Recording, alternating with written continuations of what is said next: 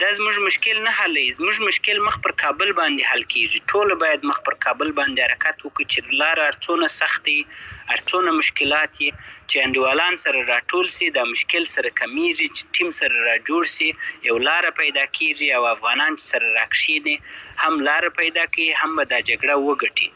په دې مابینځ کې چې موږ حرکت وکړو، بیا نو هر څوک کوشش کوي چې کومک در سره وکړي، که هغه همسایګان دي، که هغه غټ قدرتونه، هر څوک غواړي چې ستا سره یو روابط ولري او دغه لري. افغانستان خورا مهم ځای دی او خورا افغانان مهم خلک دي، مقتدره خلک دي، داسې دغه خلک نه دي چې معنا داسې په کوچنۍ سترګه څوک نه ورته ګوري.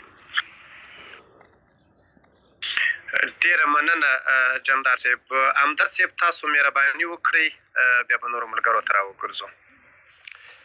سلامونه د سپیس ټولو ګډونوالو ته، جنرال صاحب سادات، قاري صاحب عیسی،